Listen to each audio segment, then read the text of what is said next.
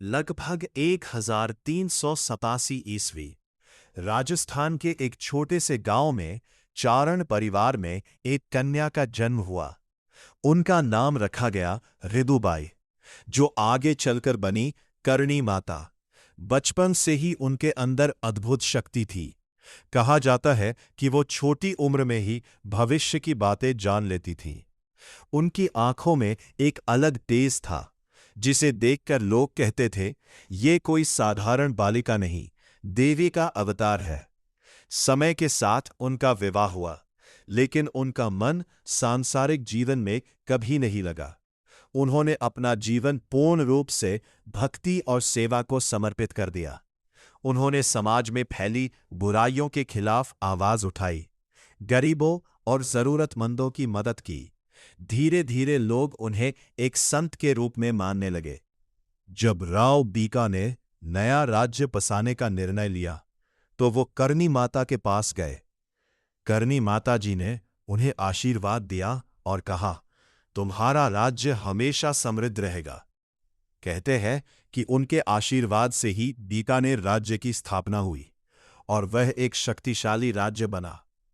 एक दिन उनके परिवार का एक बालक दुर्भाग्यवश मृत्यु को प्राप्त हो गया। करणी माता जी ने यमराज से प्रार्थना की कि उस बालक को जीवन वापस मिल जाए, लेकिन यमराज ने मना कर दिया। तब करणी माता ने कहा, मेरे वंश के लोग अब यमलोक नहीं जाएंगे, और उन्होंने उस बालक को नया जीवन दिया।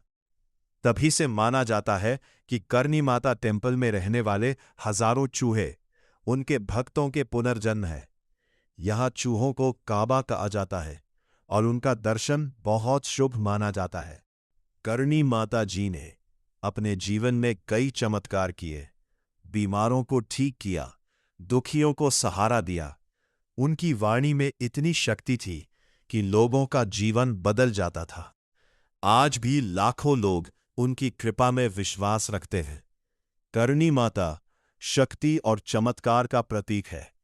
उनकी कथा हमें सिखाती है कि सच्ची भक्ति में इतनी शक्ति होती है कि वह मृत्यु को भी चुनौती दे सकती है। करणी माता राजस्थान के बीकानेर जिले के देशनोक कस्बे में स्थित एक बहुत प्रसिद्ध और अनोखा मंदिर है। इसे चूहों वाला मंदिर भी कहा जाता है।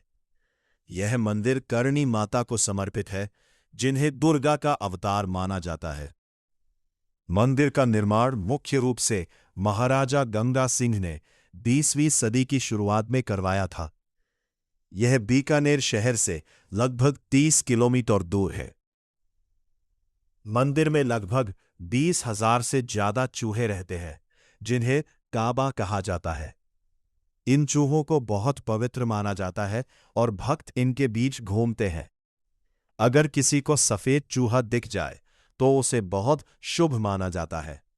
मान्यता है कि करणी माता के भक्त मरने के बाद चूहे के रूप में जन्म लेते हैं और फिर मानव रूप में वापस आते हैं। मंदिर संगमरमर से बना है और इसकी नक्काशी बहुत सुंदर है।